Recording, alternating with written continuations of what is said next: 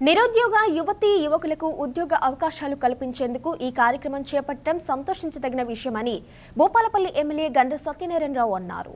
నిరుద్యోగ యువతీ యువకులకు ఉద్యోగాలు కల్పించడం కోసం మెపావారి ఆధ్వర్యంలో జిల్లా కేంద్రంలోని Sri Chaitanya new science women's కళాశాలలో ఆదివారం మెగా జాబ్ మేళా కార్యక్రమం నిర్వహించారు.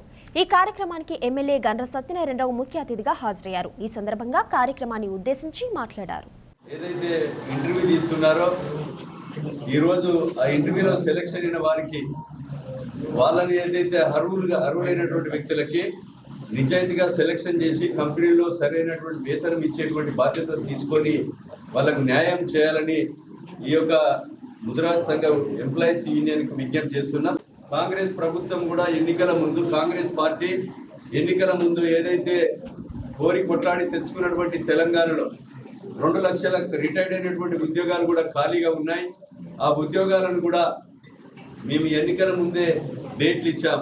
టీటీసీ కానీ బీఈడి కానీ అదేవిధంగా బీటెక్ ఎంటెక్ చేసుకున్న వాళ్ళందరికీ, డిగ్రీ చేసిన వాళ్ళందరికీ, ఎంబీఏ పూర్తి చేసిన వాళ్ళందరికీ కూడా మరి టీటీసీ బీఈడి చేసిన వాళ్ళకు డిఎస్సి డేట్లో రిలీజ్ చేస్తాం.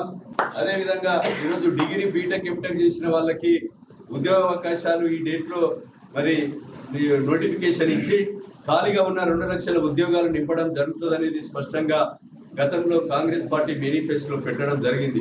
మేనిఫెస్టోలో పెట్టిన ప్రకారంగా ఖచ్చితంగా ఖాళీగా ఉన్న 2 లక్షల ఉద్యోగాలను నింపుతాం. ఈరోజు నిరుద్యోగ సమస్య లేకుండా ఎంతోవరకు 2 లక్షల ఉద్యోగాలు నింపితే కనీసం కొంతమేర కన్నా ఉద్యోగావకాశాలు వస్తాయి.